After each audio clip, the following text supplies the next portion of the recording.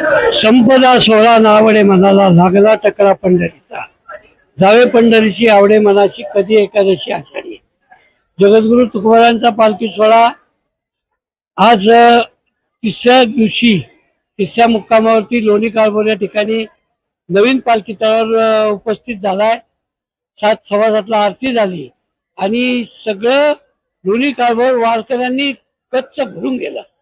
सगळ्या अख्ख्या लोणी काळभोर मध्ये कदमवाक वस्तीमध्ये वारकऱ्यांची दाटी गर्दी झाली आणि या सगळ्या वारकऱ्यांच्या सेवेमध्ये ब्रह्मकुमारी जी आहेत आमच्या ताई, त्यांचं जे इथलं मंडळ आहे ते इथं वारकऱ्यांची खूप सेवा करतात।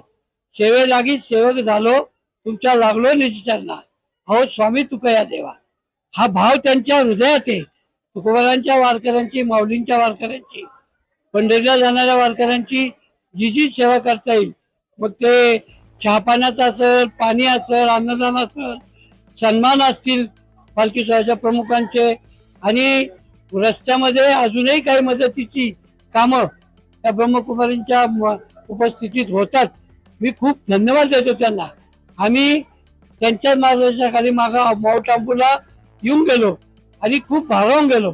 तिथलं नियोजन, तिथली शिस्त, तिथलं अन्नदान आणि प्रत्येक सभेचं, प्रत्येक कार्यक्रमाचं व्यवस्थित वेळेनुसार आणि वेळेमध्ये हे नियोजन पाहिलं आणि समर्पणाचा भाव प्रत्येक ब्रह्मकुमारीच्या चेहऱ्यावर पाहिला की तिथे येणारे प्रत्येक माणूस हा स्वतःला समर्पित करतो आणि त्या ठिकाणी सेवेमध्ये आपला अख्खं जीवन समर्पित करून सेवा करतो।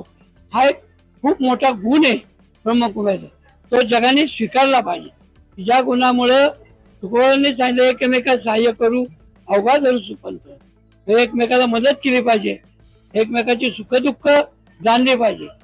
म्हणजे परोपकार ते पुण्य, परपीडा ते पाप।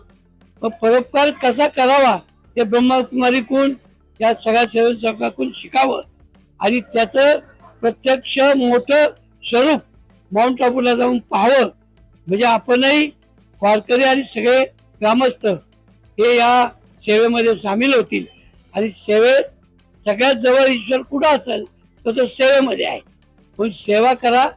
मी ब्रह्मकुमारीच्या सगळ्या टीमला, या लोणी काळभोरच्या युनिटला खूप खूप धन्यवाद देतो आणि प्रतिवर्षीप्रमाणे ती सेवा गेले 10-12 वर्ष मी पाहतोय करतायत, पुढेही ते करतील आणि अजूनही काही चांगल्या पद्धतीच्या सेवा वारकऱ्यांना मिळतील। मी त्यांना धन्यवाद देतो आणि या ठिकाणी थांबतो। रामकृष्ण हरी।